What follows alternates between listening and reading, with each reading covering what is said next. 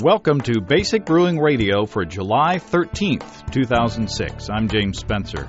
Here at Basic Brewing Radio, we're all about home brewing.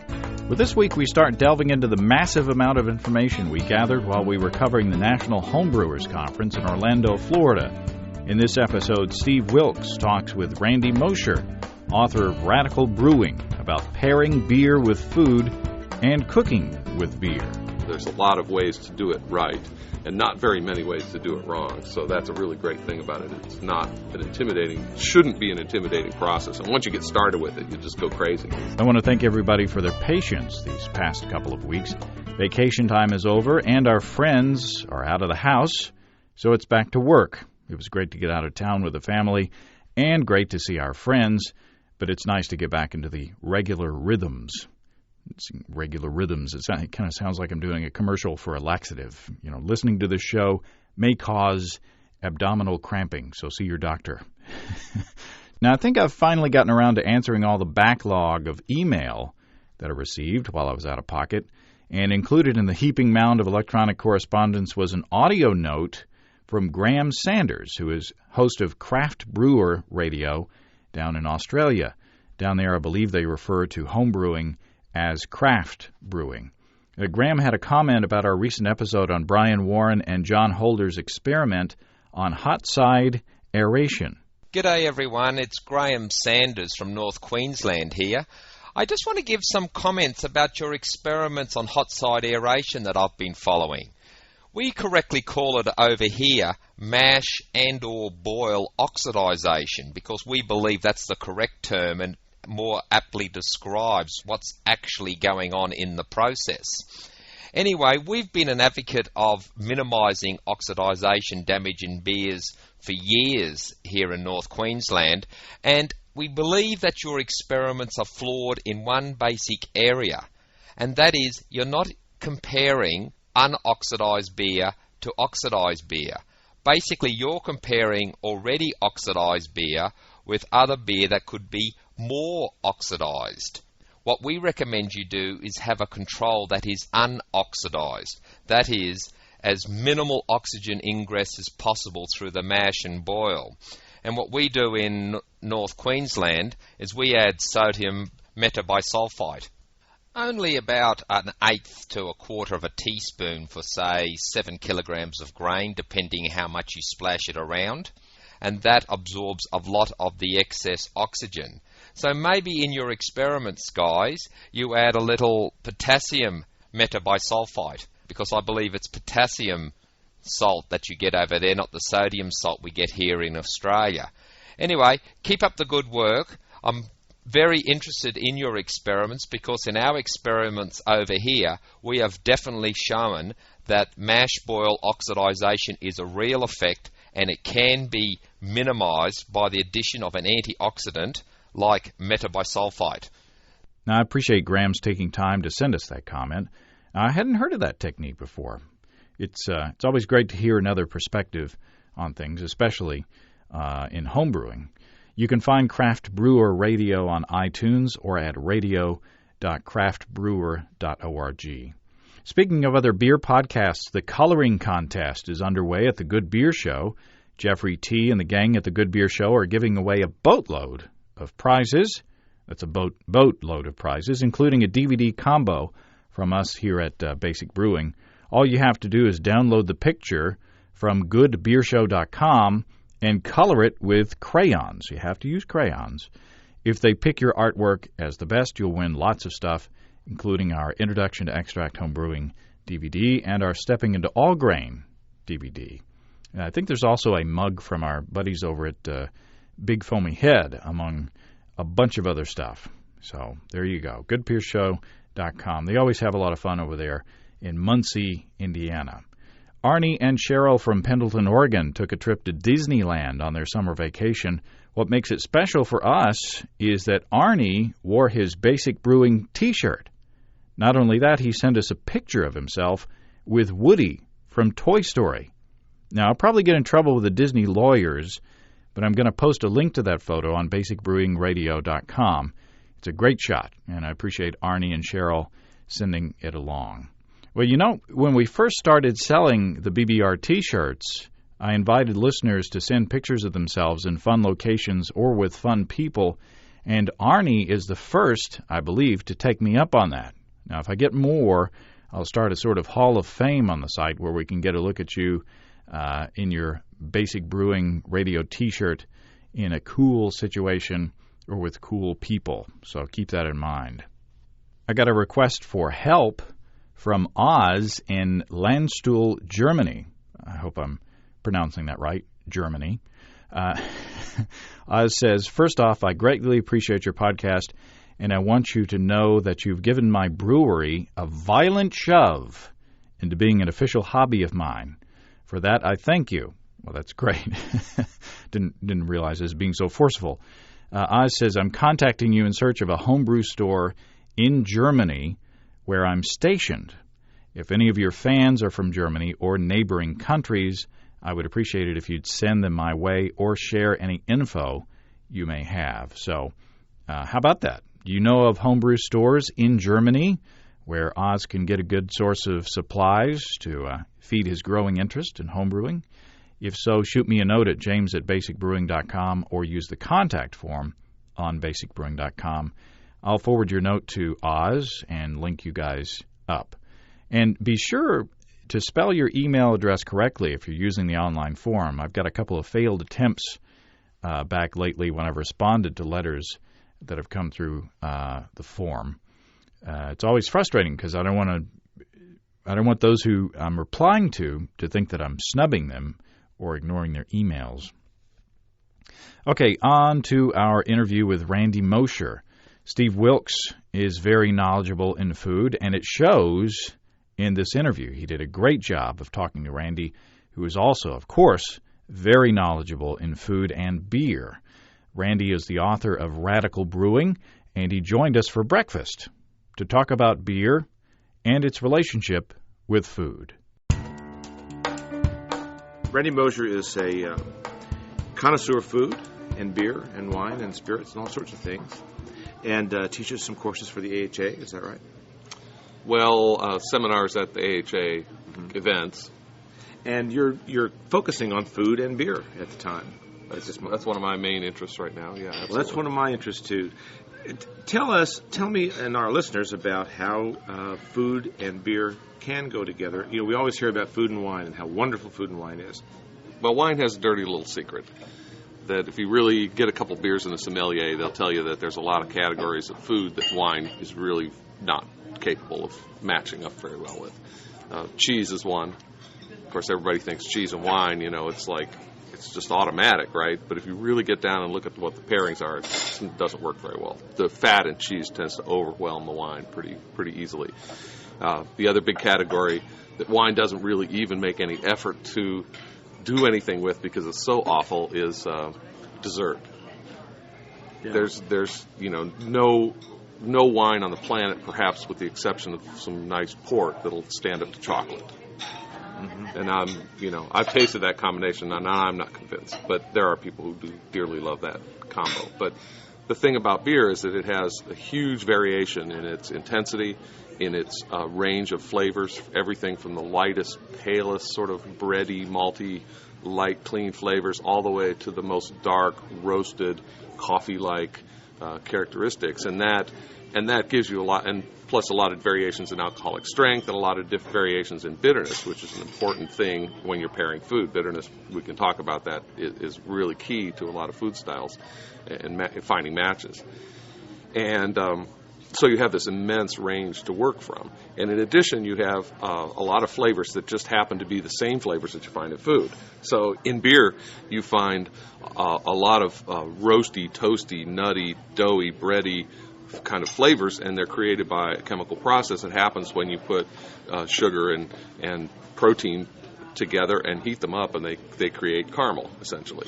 And that's why coffee tastes like roasted stuff. That's why chocolate has a roasty character. That's why stout has a roasty character. So when you're looking for pairings, you're always looking for things that can key off of each other where you have common elements, and it makes a bridge between one thing and another, and you put them in your mouth and they feel at home together.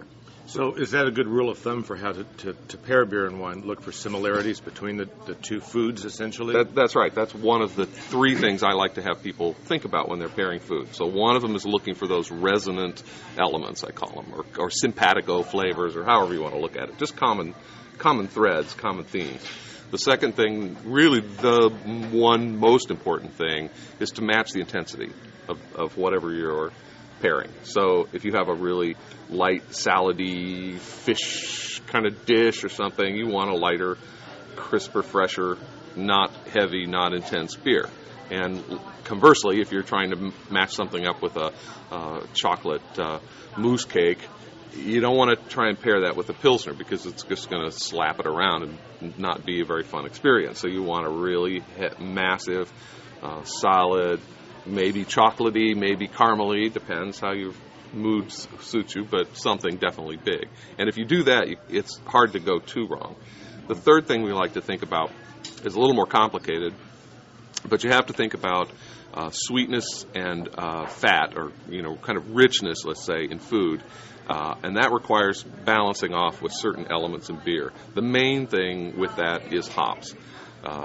Carbonation helps a lot and that's another advantage that wine has is that it's carbonated, and carbonation means that when you put it in your mouth, you've got bubbles actually literally scrubbing the fat and these heavy food flavors out of your mouth when you're enjoying them together. So that means that's gonna, if you have a bite of cheesecake, for example, that's a really mouth-coating type of food. But if you have a nice alcoholic, a strong, say a pale Belgian type ale that's highly carbonated, has a fair amount of alcohol in it, you put that in your mouth and it's going to clean off your palate, and you're going to be ready for the next bite.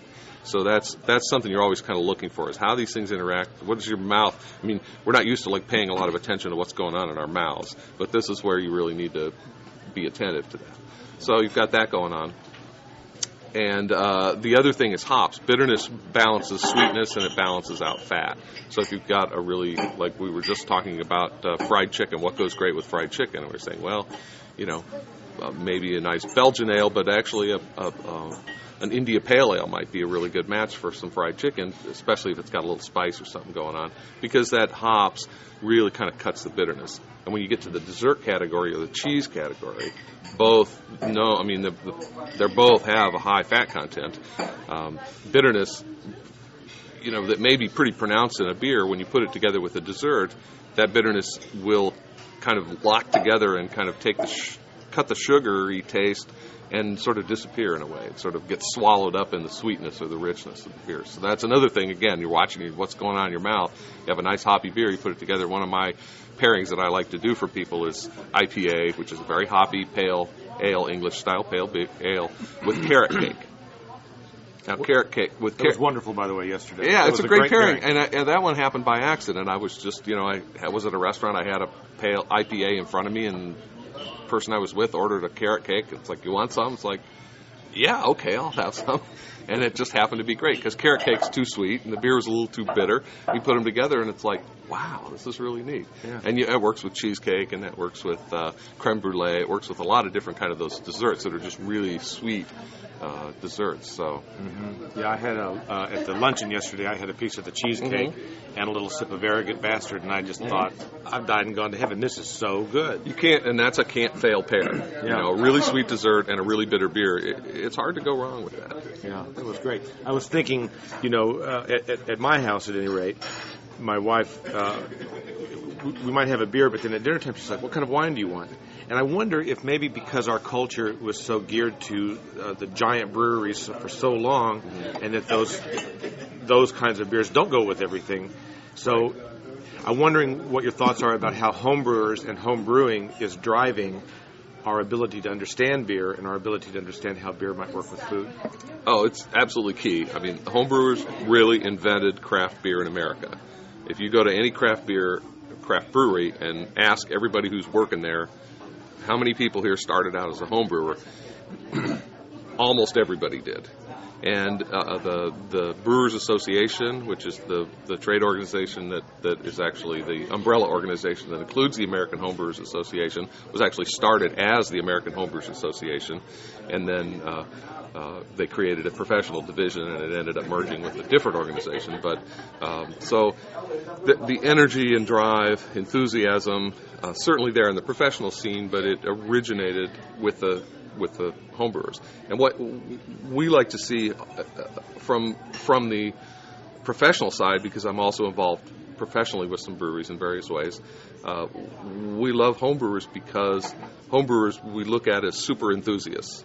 They are the top class, most knowledgeable, most enthusiastic, most rabble-rousing group of beer lovers out there. So when when a group of people are going out to dinner, there's a homebrewer there. He's instigating, he's agitating. It's like, we're going to go somewhere there's good beer. I don't care what else we do. We're going to go somewhere where there's good beer. And so that's the whole group of people dragged along. And he's taking his beer to parties, and people are like, wow, I never had a brown beer before. What's that all about?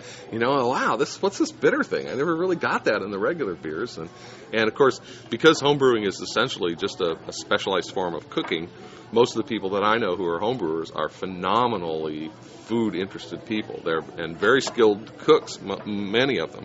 And, whether it's really skilled barbecuing people, or people who love to make sausage, or, just have a kick-ass chili recipe, or whatever it is, or really get into fancy, really fine dining type of cooking, homebrewers are the best cooks I know, generally. So, and it's only natural that you'd be really thinking about what they're putting together. Yeah. I think it's so interesting and fun. I mean, for me as a homebrewer, part of the fun is the food and the pairing of it. And I think it's so cool that you can have a style like a stout that might be great with an oyster, and then it might also be great with a piece of chocolate. It's just, beer is just a phenomenally wide-ranging thing, and I just think it's absolutely fascinating. So so let's play Stump the Expert. Okay, what beer goes with asparagus? Right? Yeah, what beer goes with asparagus? But seriously, if I'm sitting down to dinner and I'm getting ready to order, and I'm thinking I'm really not too sure of myself, and I'm looking at some fettuccine with a little cream sauce, and I don't want any wine, what do I do? Fettuccine with cream sauce. Well, I will say, and I say this without any shame, Italian pasta, food type dishes, generally, they're great with wine, and they're not so great with beer. I mean, there's nothing particular about pasta that would make it not work with beer. A cream sauce would be a little better. The tomato's pretty difficult. With the cream sauce, let's say, well, I'd go, one of the rules that I like to tell people is, when in doubt, go with a Belgian-style beer. Because in Belgium they have a whole national cuisine that was sort of beer-centric, and consequently most of the beers that are brewed in Belgium and now by American brewers in Belgian styles really are great with food, and because they're sort of they don't have a lot, they have lots of complexity, but usually not over-the-top extreme flavors in one dimension. They're very complex beers, and they have a lot of different key elements in them that they're spicy and they're fruity, and they have sometimes raisiny, pruny things in the darker beers and honeyish tones in the lighter beers. So those might go. So you might look at a triple with that. Again, you've got a rich dish. You almost think of that as a cheese, kind of a cheese-like dish, even though it's cream and stuff, but it's a dairy product dish.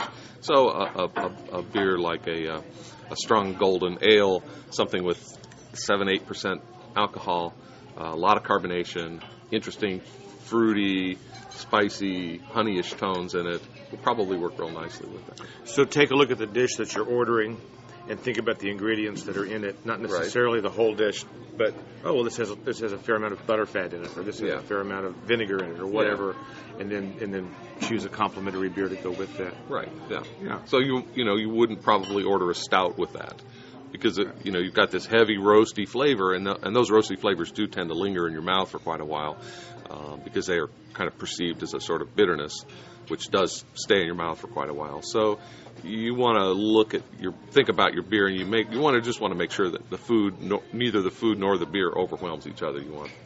That's that first thing again, matching that intensity, and then just looking for those resonant elements, and then also thinking, well, it's a pretty creamy dish. Let's make sure we have either a lot of alcohol or a lot of carbonation, or maybe a reasonable amount of hops to kind of counteract that. What about fruit beers? Root beer is great. Root beer is great. I mean, there may be a little too much for the middle of the plate. I've seen them served successfully with salads, for example. If you have a nice salad that has a kind of a fruit component to it, or a raspberry dressing or something like that, you can actually make vinaigrette using some of the Belgian-style sour fruit beers, which is great.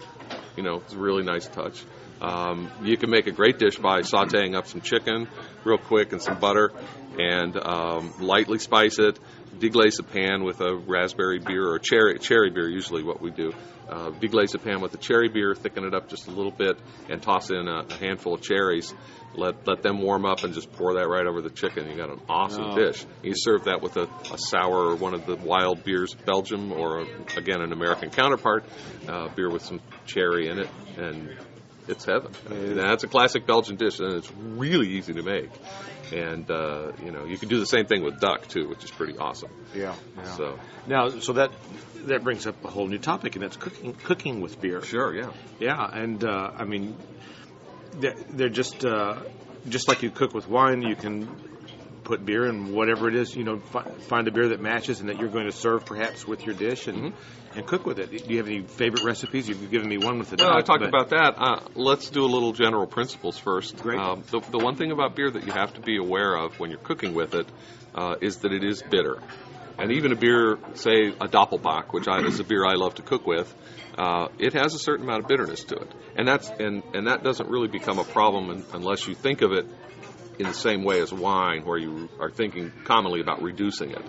So I always tell people, if you're cooking with beer, try and not reduce it. Think about how much beer you put in there, and whatever you put in at the start, that's what's in at the finish. So if you can't let the pan go down and add more beer, and let the pan go down and add more beer, because you're just going to create something that's just searingly bitter, even though you may have started with a Scotch ale or a Dunkelweizen or a Doppelbock, like I said, because there's that bitterness in there. So you have to be aware of that when you're cooking. So, but that's the main thing. I mean, you can use it for marinades.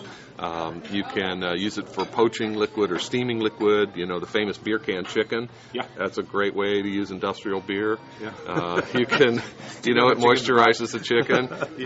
You can, if you're barbecuing, you have a water pan, you can put beer in there. I mean, I wouldn't use fine Belgian style ale for that, but some beer for that. A pot of chili with a bottle or two of beer put into it. That's just, it'll augment stock. It'll kind of just add one more layer of flavor, which is something you're always trying to do when you're cooking, is layer those flavors in. So one more layer of some kind of depth and complexity is always something that you're trying to get. Yep. And then, of course, to deglaze pans, or if you're roasting the Thanksgiving turkey, would highly recommend getting a bottle of a sweet, medium to dark colored beer, or maybe not necessarily, but a fairly strongly flavored but not bitter beer, and put that in the pan when you start roasting your turkey, and it doesn't taste like beer when you get done, but it tastes better than it would have if you'd have just used water. So is it picking up all that sugar and those kind of caramely flavors and just kind of transferring it into the meat as it goes? I don't know that it's doing that. It's really hard to say exactly what's going on. I think you're just especially with like turkey gravy, you're just adding like a little bit of extra richness. It's just like adding a dab of veal stock to the soup at the end, just to give it an extra little layer, an extra little kick of richness. Now, we know that beer goes well with desserts. Mm-hmm. Do you know any recipes, any secrets for making a dessert with beer? Making a dessert with beer. Well, the easiest one, and this is kind of a shocker for people who haven't really thought of it, but everybody who tastes it seems to really like it, is to make a stout float. So find a good, strong stout beer. It won't work with Guinness Draft because it's it's a lot too light. That's actually a light beer, believe it or not. But the Guinness bottled, or better would be an American Micro, a good hearty stout. I mean, the bigger the better, really. And fill a small glass with that, and plop a thing of ice cream in it. It's just wonderful. I've had chocolate truffles made with a very big stout also, and that's wonderful. And there's a guy in Seattle named Charlie Finkel who was really instrumental in getting good beer started in America through his importing company, Merchant Duvan. And he used to throw these great beer dinners. And one time they did chocolate truffles that were made with imperial stout, and then they were, instead of being rolled in cocoa, they were rolled in very finely powdered black malt. Oh, my. Which was just beautiful little kicker to the end. No And you got kidding. that black malt. As you ate them, you got this little dusting of black malt on your tongue, which is distinctly different than cocoa. Yeah. It was really nice. So that's a great thing. I've heard of people making raspberry beer swirl ice cream. Or making a raspberry, using a raspberry beer as a float to make a float as well. Mm-hmm. So those are all possibilities.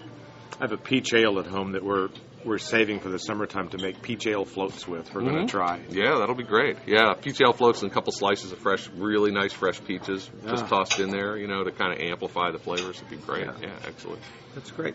You've got a brochure out. Would you mind sharing this with our audience? Because I think this is great. It's and you can talk about it better than I can, but Sure. it's a wonderful little companion for teaching us how to pair food and beer.